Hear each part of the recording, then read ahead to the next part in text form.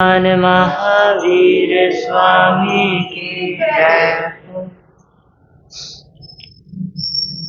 मेरे भगवान मुझे अपना बना लो।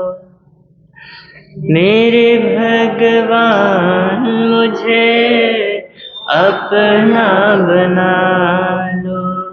सेवकों में नहीं चाहे द्वार पे बिठा लो, मुझको अपना बना लो। मेरे भगवान मुझे अपना बना लो, अपना बना लो।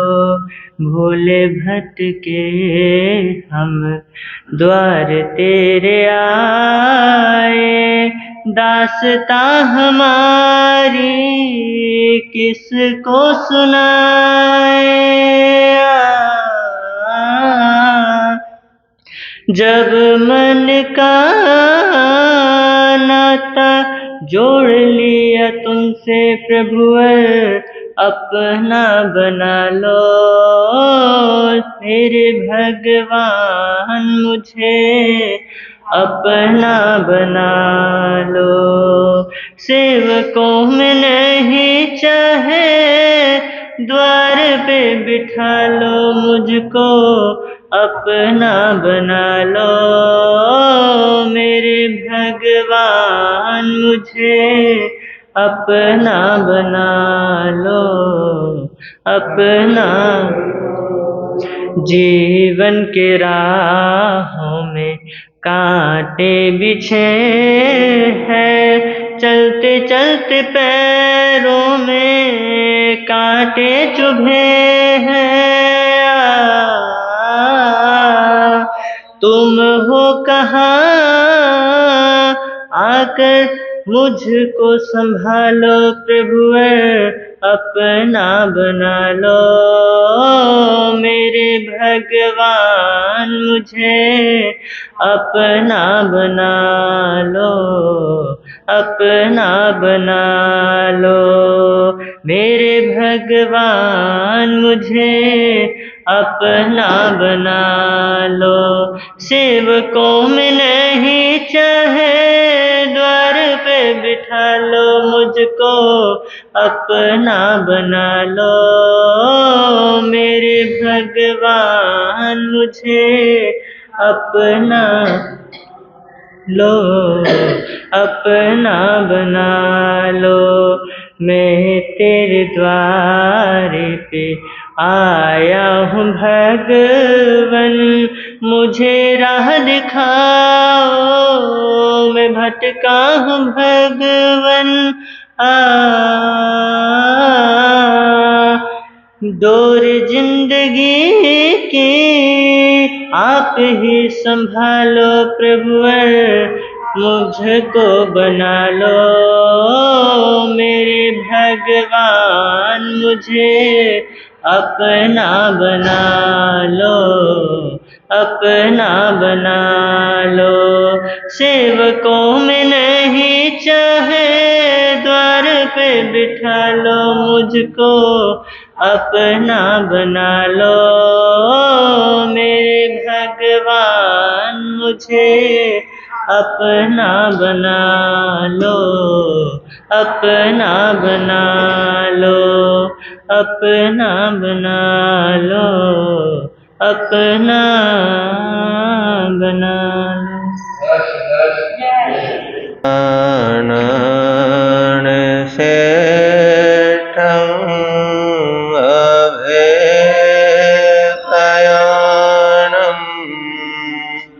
सत्ये सुवर्णवज्रं वयन्ति,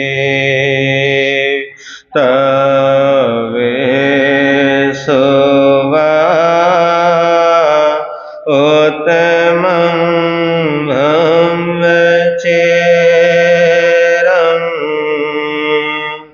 लोकोत्तमे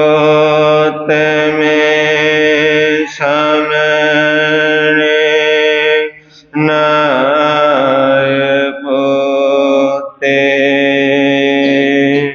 गुरु श्री राम मुनि जी को मेरा हो प्रणाम। जिनका जग में ऊंचा नाम, जिनका जग में ऊंचा। गुरु श्री प्रेम सुख जी को मेरा हो प्रणाम। जिनका जग में ऊंचा नाम, जिनका जग में दीन के बंधु करुणा सिंधु, जप लो सुबह और शाम। जिनका जग में ऊंचा नाम, जिनका जग में ऊंचा।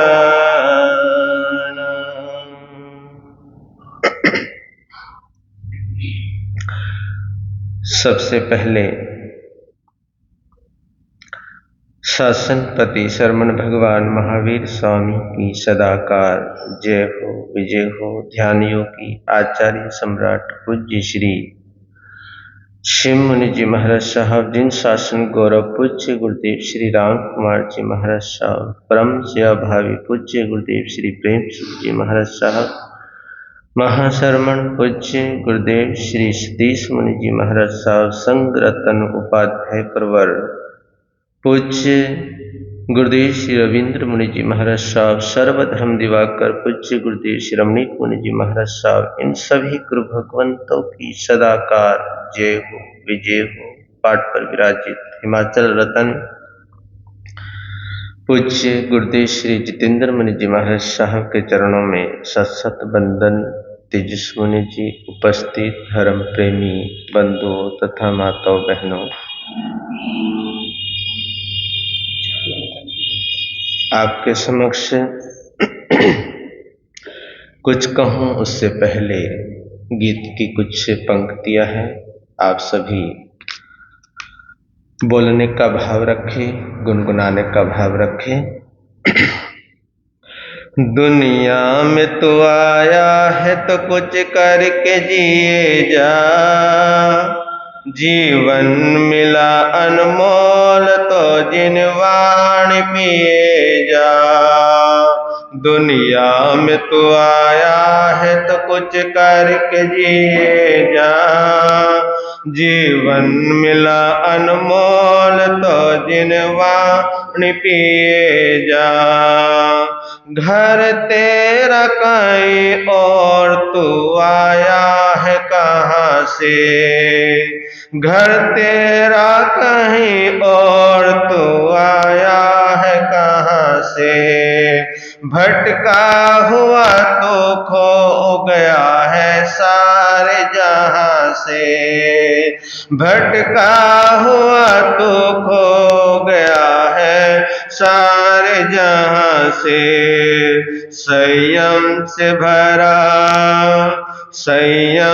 भरा शुद्ध जीवन पार किए जा, जीवन मिला अनमोल तो जिनवाणी पिए जा।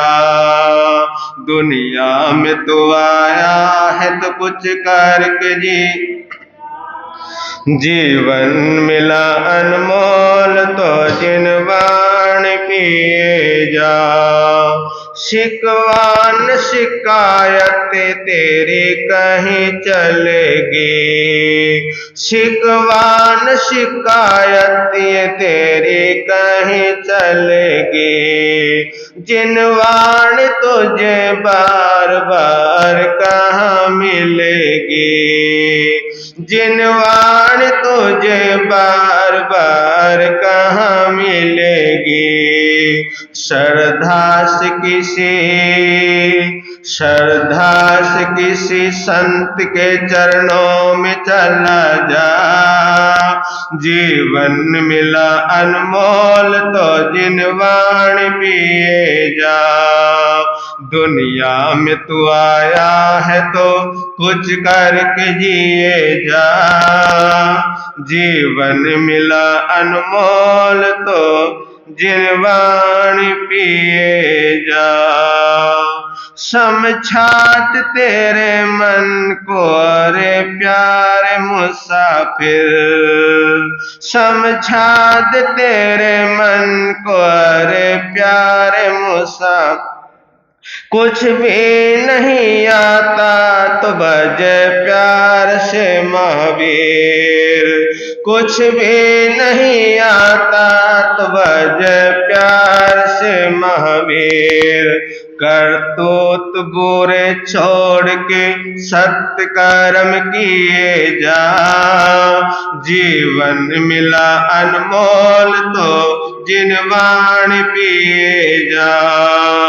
करतूत बुरे छोड़ के सत्य कर्म किए जा। जीवन मिला अनमोल तो जिनवाणी पिए जा। डूबने न पाए नाव तेरी बीच भंवर में। डूबने न पाए नाव तेरी बीच भंवर में। रमण तू बीता जिंदगी को सत्य धर्म में। रमण तू बीता जिंदगी को सत्य धर्म में। लेके धर्म की नाव तेरे घर तू चला जा। जीवन मिला अनमोल तो जिनवाणी पिए जा। लेके धर्म की नाव तेरे घर तू चला जा। जीवन मिला अनमोल तो जिनवाणी पिए जा। दुनिया में तू आया है तो कुछ करके जिए जा। जीवन मिला अनमोल तो जिनवाणी पिए जा। दुनिया में तू आया है तो कुछ करके जिए जा। जीवन मिला अनमोल तो किए जा। दुनिया में तू आया है तो कुछ करके जिए जा। जिनवाणी है अनमोल तू इसे ये जा। क्योंकि ये जो वाणी है प्रभु की जो वाणी है, परमात्मा की जो वाणी है, वीतराग की जो वाणी है, यही तो असली संपदा है। यही तो जीवन को सुधारती है। यही तो जीवन को अच्छा, पवित्र और सुंदर बनाती है, अच्छा बनाती है। क्योंकि जिनवाणी सुनने से जहां कर्मों की निर्जरा होती है, वहीं जिनवाणी का आचरण करने से ये जीवन सार्थक हो जाता है। जीवन सुंदर बन जाता है, जीवन अच्छा बन जाता है, जीवन पवित्र बन जाता है। क्योंकि ये भगवान की वाणी है और भगवान की वाणी में कोई मेर और तेर की बात नहीं होती है। क्योंकि पवित्रता है, पवित्र है ये वाणी, ये जिनवाणी, प्रभु की वाणी। जो सुनता है और सुन के आचरण करता है, उसका जीवन यहाँ भी अच्छा होता है और आगे भी जीवन सुंदर सुंदर बनता है। 10 धर्मों की चर्चा आपके समक्ष चल रही है कि दिगंबर परंपरा के अंदर ये 10 लाक्षणी पर्व, 10 धर्म बड़े ही श्रद्धा और आस्था के साथ वहां पर इन 10 धर्मों की आराधना होती है, इन 10 धर्मों की उपासना होती है। तो सोचा कि हम भी क्यों ना 10 धर्मों की चर्चा कर लेते हैं। तो वो चर्चा चल रही है अभी, क्योंकि बीच में उत्तराध्ययन सूत्र प्रभु की अंतिम वाणी, वो भी आप लोगों ने 1 महीने तक लगातार श्रवण की है। तो जो बाकी जो रह गए थे, उत्तम ब्रह्मचर्य धर्म, कल भी आपने उत्तम ब्रह्मचर्य धर्म के ऊपर सुना था। तो एक बड़ा ही प्यारा सूत्र आता है, ब्रह्मे आत्मानं चरति इति ब्रह्मचर्य। ब्रह्मे आत्मानं चरति इति ब्रह्मचर्य। ब्रह्म जैसी ही चर्चा, ब्रह्म जैसी ही चर्या ब्रह्मचर्य है। ब्रह्म जैसी ही चर्या क्या है? ब्रह्मचर्य है। और आत्मा का आत्मा में रमण करना, आत्मा का आत्मा में रमण करना, रमण करना ही ब्रह्मचर्य है। तो ये उत्तम ब्रह्मचर्य धर्म, जो उत्तम ब्रह्मचर्य धर्म की आराधना करते हैं, उपासना करते हैं, और ये मोक्ष का अंतिम सोपान है, उत्तम ब्रह्मचर्य धर्म। देखिए, जब तक शरीर का ख्याल रहेगा, किसका रहेगा? एक आत्मा है और दूसरा क्या है? दूसरा शरीर है। ये 2 चीजें हैं, एक शरीर और एक आत्मा। लेकिन शरीर की कीमत कब तक है? जब तक अंदर क्या है इसके? आत्मा है। आत्मा निकल गई तो शरीर की कीमत भी खत्म, शरीर की कीमत भी खत्म है। जब तक इस शरीर के अंदर आत्मा है, तब तक इस शरीर की क्या है? इस शरीर की कीमत है। तब तक ही आदमी पूछता है। आत्मा निकलने के बाद कोई नहीं पूछता। एक बार आत्मा निकल गई तो फिर तो फटाफट कहते हैं कि अब इसको लेकर जाओ। कोई नहीं रखने वाला, इस शरीर को कोई नहीं रखने वाला। कुछ ही घंटों में इस शरीर को ले जाया जाएगा। कहां पर? जहां सब जाते हैं वहीं पर ले जाया जाएगा। कोई नहीं कहेगा कि इस शरीर को रखो। शरीर को रखोगे तो शरीर के अंदर क्या आने लग जाएगी, है ना? क्योंकि शरीर क्या है?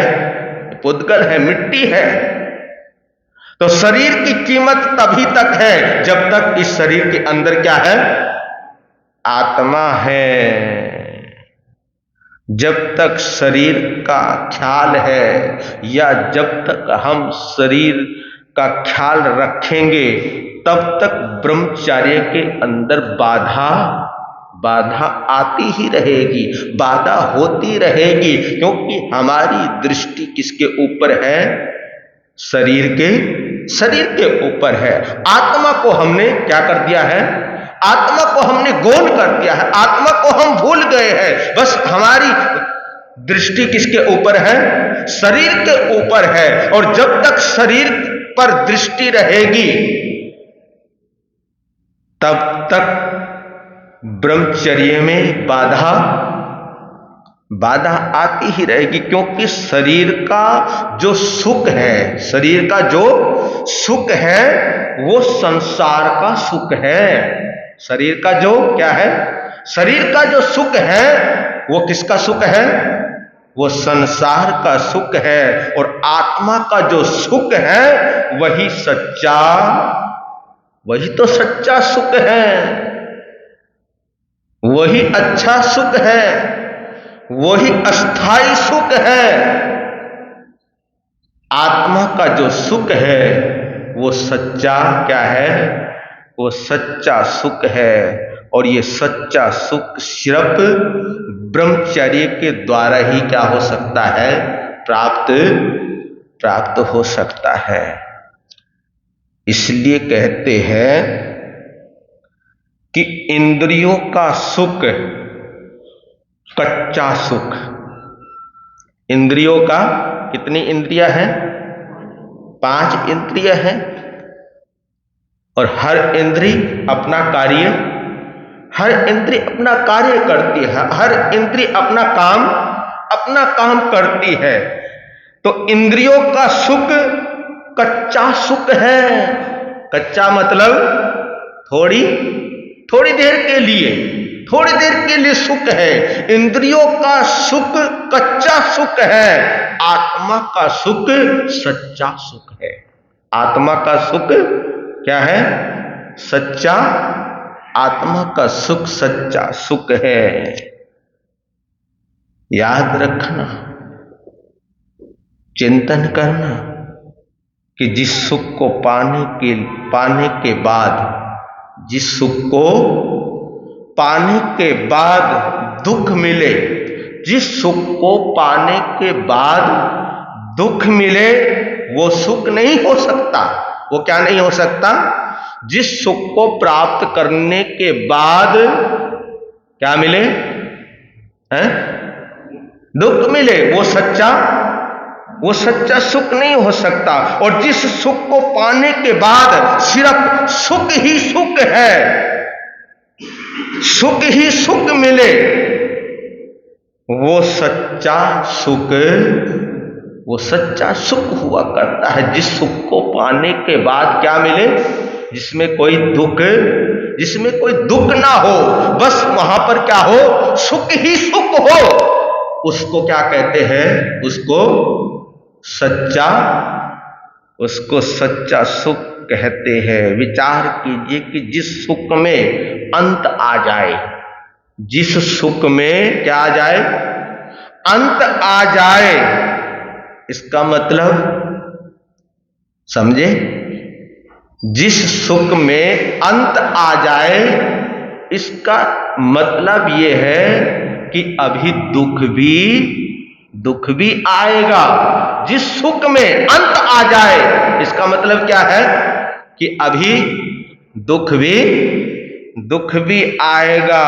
देखिए, संसार के सुख भोगते भोगते, इंद्रियों के सुख भोगते भोगते जिंदगी गुजर गई। संसार के सुख भोगते भोगते, इन इंद्रियों के सुख भोगते भोगते हमारी तमाम जिंदगी बीत जाती है, तमाम जिंदगी गुजर जाती है। लेकिन सुख मिला है जी, सुख मिला, थोड़ी देर के लिए मिला होगा, कुछ तो मिला होगा, थोड़ा बहुत तो मिला होगा, लेकिन फिर क्या है, दुख ही दुख है। थोड़ा मिला, लेकिन फिर उसके बाद क्या है, उसके बाद दुख ही दुख है। तो वो सुख किस काम का, वो सुख किस बात का। एक ऐसा दिन भी आता है, एक ऐसा वक्त भी आता है, एक ऐसा समय भी आता है, संसार के सुख भोगते भोगते, इस दुनिया के सुख भोगते भोगते एक दिन वो भी दुख में बदलने लग जाता है। आता है, जिंदगी है, जिंदगी में सुख भी है और दुख भी है। ये सुख और दुख कब तक चलता रहेगा, कब तक करते रहेंगे। अरे उस संपदा को पाइए जहां पर क्या है? सुख ही सुख है। जहां पर कोई भी दुख नहीं है। संसार नीरस लगने लग जाता है। फिर कहते हैं जब संसार से हम उब जाते हैं ना, संसार जब नीरस लगने लग जाता है, फिर कहते हैं कि बस अब बहुत हो गया, अब बहुत हो गया। तब आता है कि बहुत हो गया। देखिए, आपने देखा होगा कि कुत्ता है ना, कुत्ता डॉगी, कुत्ता अपने जबड़े से हड्डियां चबाता है। क्या चबाता है? हड्डियां चबाता है। हड्डियों की कठोरता से, क्योंकि हड्डी क्या है? हड्डी कठोर है, हड्डी सख्त है, तो हड्डियों की कठोरता से अपने ही जबड़े को लहूलुहान कौन कर लेता है? वो डॉगी, वो कुत्ता अपने ही जबड़े को क्या कर लेता है? वो लहूलुहान कर लेता है। और उस लहू को पीकर जो खून निकल रहा है, जो लहू निकल रहा है, उस खून को पी कर वो तृप्त होता रहता है। लेकिन वो नादान समझता है कि खून हड्डी से आ रहा है। किससे आ रहा है? वो क्या समझता है? जिसको चबा रहा है तो वो समझता है कि ये जो खून निकल रहा है, जो ये लहू निकल रहा है, ये किससे आ रहा है? जिसको मैं चबा रहा हूं, इस हड्डी से आ रहा है। जबकि खून तो उसके स्वयं का है, उसके स्वयं के मुंह से आ रहा है। इसी प्रकार परमात्मा कहते हैं कि एक कामी आदमी भी सोचता है, एक कामी आदमी भी सोचता है कि सुख हाड़ मांस की पोटली से आता है। किससे आता है? जिसके अंदर क्या है? बस काम ही काम है, जिसके अंदर वासना ही वासना है। वो कामी आदमी भी ये सोचता है कि सुख हाड़ मांस की पोटली से आता है, और इसी भ्रम जाल में वो अपनी ही चेतना को, अपनी ही आत्मा को रक्त रंजित करता रहता है। जबकि सुख तो भीतर से आता है, सुख तो अंदर से आता है, सुख तो अंदरूनी होता है। लेकिन वो सुख किसमें समझ बैठता है? वो इस चकाचौंध में सुख को समझ बैठ पाता है। लेकिन सुख तो अंदर है, भीतर है। कहते हैं कि एक बार सुखदेव जी महाराज कहीं से गुजर रहे थे, कहीं से जा रहे थे, वहां से जा रहे थे जहां नदी में कुछ रूप सुंदरियां स्नान कर रही थी। क्या कर रही थी? स्नान कर रही थी। उनके अंदर कोई विकार, वहां से गुजरे, वो उस नदी के पास से गुजरे जिस नदी के अंदर कुछ रूप सुंदरियां क्या कर रही थी? स्नान कर रही थी, नहा रही थी। तो उस नदी के किनारे से गुजरे, लेकिन उनके मन के अंदर कोई विकार नहीं है, कोई विकार नहीं आया। निर्विकार होकर वहां से वो क्या हो गए? निकल गए। और वो रूप सुंदरियां स्नान करती रही। उन्होंने भी सुखदेव महाराज को जाते हुए देखा, लेकिन फिर भी वो क्या करती रही? स्नान करती रही। इसी बीच पीछे से सुखदेव महाराज तो आगे आगे निकल गए। इसी बीच पीछे से सुखदेव महाराज के बूढ़े पिता, सुखदेव के महाराज के बूढ़े पिता, जिनकी उम्र 80 साल की, जिनकी उम्र 80 साल की, वो भी चले आ रहे थे पीछे से। सुखदेव महाराज तो आगे निकल गए, लेकिन उनके बूढ़े पिता पीछे से चले आ रहे थे। सुंदरियों ने देखा तो झट से अपने तन को कपड़ों से क्या कर लिया, कपड़ों से ढक लिया। जब कपड़ों से ढक लिया तो बूढ़े पिता ने पूछा, यहां से जब मेरा जवान बेटा जा रहा था, यहां से जब मेरा जवान बेटा पुत्र मेरा जा रहा था, तब तो तुमने अपने शरीर को ढका नहीं, अपने शरीर पर कपड़े डाले नहीं, अपने शरीर को संभाला नहीं है। लेकिन मुझ बूढ़े को देखकर अपने शरीर को तुम क्या कर रहे हो, अपने शरीर को संभाल रही हो, अपने तन को ढक रही हो, अपने कपड़ों से अपने शरीर को ढक रही हो। रूपसी सुंदरियों ने कहा, हमने आपको देखकर कपड़े नहीं संभाले। गौर कीजिए, हमने आपको देखकर कपड़े नहीं संभाले, बल्कि आपकी निगाहों ने हमारे कपड़े संभलवा दिए।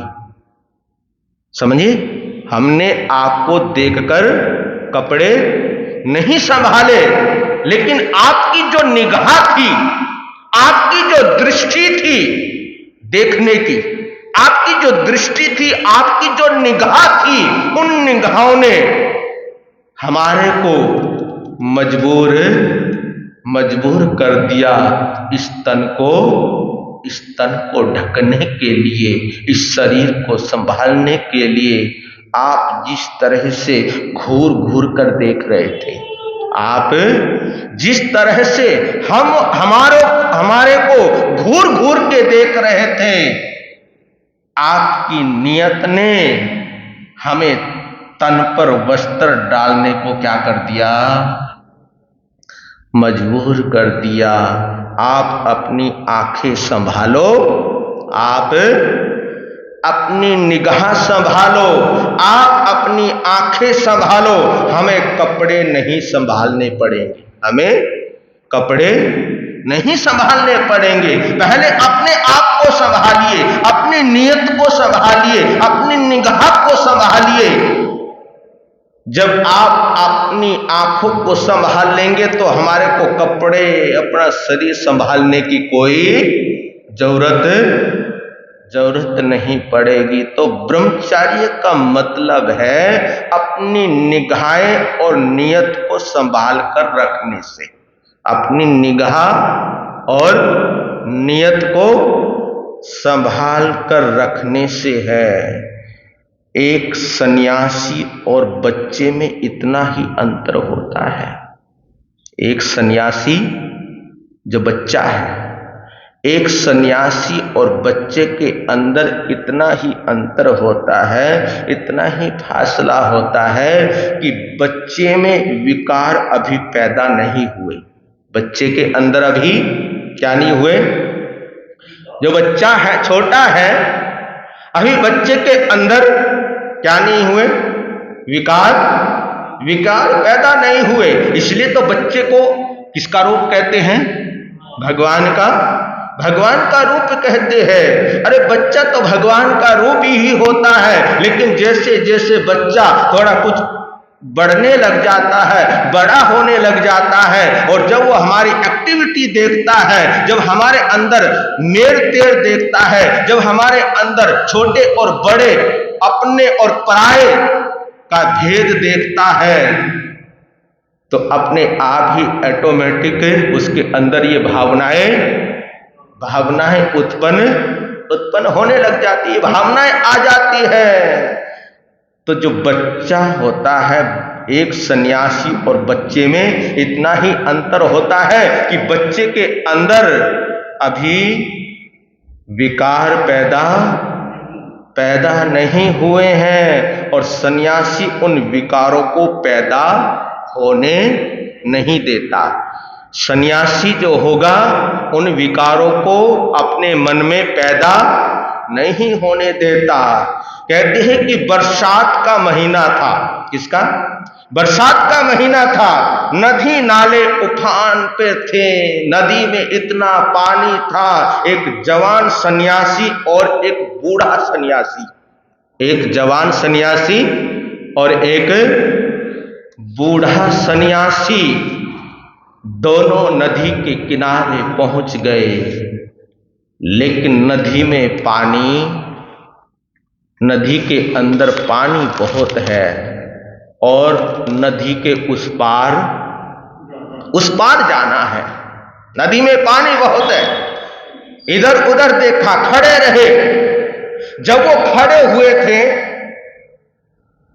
तो उनके पास एक युवती भी खड़ी हुई थी। उसको भी परले पार जाना था, नदी के उस पार जाना था। लेकिन जाए तो जाए कैसे, क्योंकि पानी इतना है। तो उस युवती ने उस बूढ़े सन्यासी को कहा कि बाबा मेरा सहयोग करो। मेरा क्या करो? मेरा सहयोग करो। मैंने भी उस पार जाना है। कि हट, दूर हट, हम सन्यासी हैं, हम संत हैं, हम साधु हैं और हम स्त्रियों को छूते नहीं हैं। फटकारा, दूर किया और वो बूढ़ा सन्यासी नदी में चला गया। नदी पार की और जैसे ही नदी पार की तो पीछे मुड़ के क्या देखता है वो बूढ़ा सन्यासी कि जो जवान सन्यासी है, उस जवान सन्यासी ने उस युवती को अपने कंधे पर बिठाकर नदी पार आ रहा है। सोचने लगा, मत्था पीटा अपना, अरे इसने तो धर्म ही क्या कर दिया, धर्म ही भ्रष्ट कर दिया। जो मैं सोच रहा था वही हो गया, जो मैं सोच रहा था वही हो गया। इसने तो धर्म की ही हत्या कर दी। कमाल की बात है, धर्म कितना छुई मुई है कि छूने से ही धर्म क्या हो जाता है, भ्रष्ट हो जाता है। उसको वो बूढ़ा सन्यासी जवान सन्यासी को भला बुरा कहने लगा कि चल गुरुदेव के पास चल। और गुरुदेव ने कहा था, गुरुदेव ने नियम दिया था, पचखान दिया था कि स्त्रियों को छूना नहीं है, स्त्रियों को हाथ नहीं लगाना। लेकिन इसने तो इस युवती को अपने कंधे पर बिठा लिया।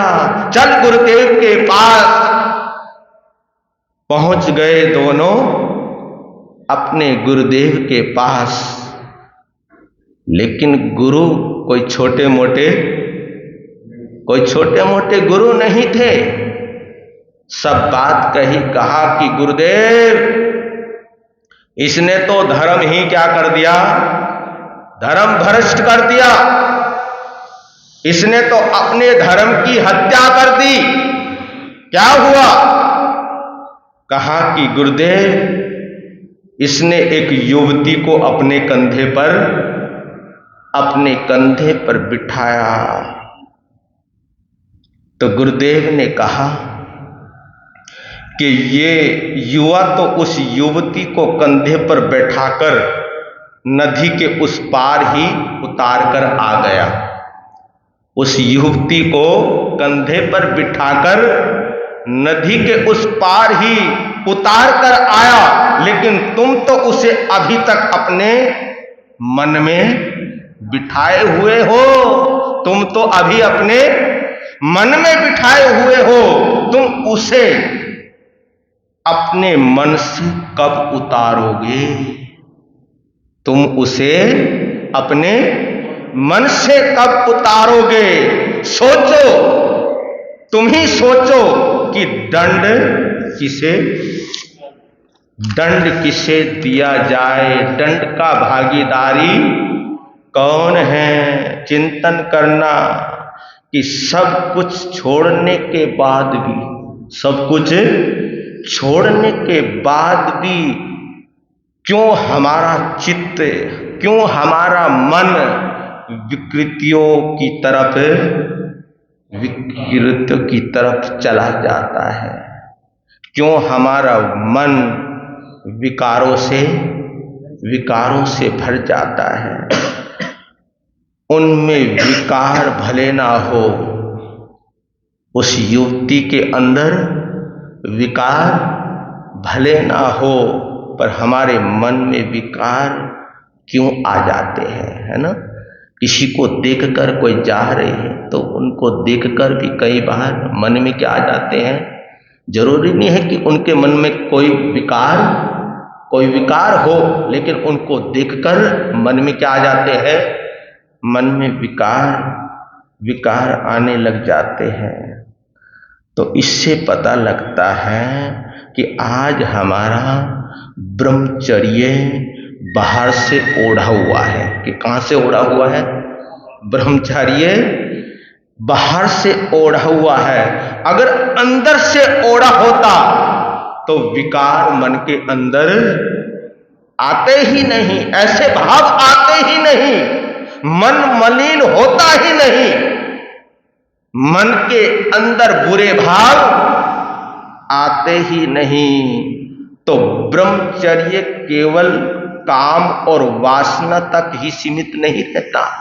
ब्रह्मचर्य केवल काम और वासना तक ही सीमित नहीं रहता।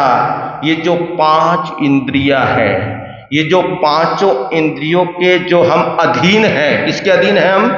इन 5 इंद्रिय के अधीन है। जिह्वा कहेगी कि आज हमारे को अच्छा खाना है, स्वादिष्ट खाना है, मीठा खाना है, खट्टा खाना है, तो फिर क्या होता है?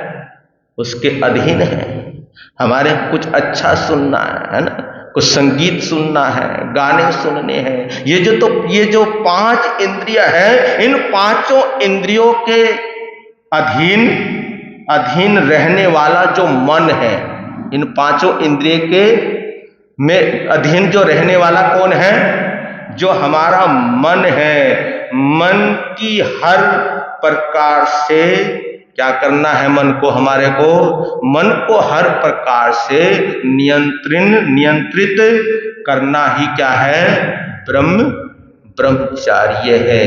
जिसका मन नियंत्रित हो जाता है वही ब्रह्मचर्य धर्म की पालना करता है, और उसका जीवन ही सुंदर, अच्छा और प्रभावशाली बनता है।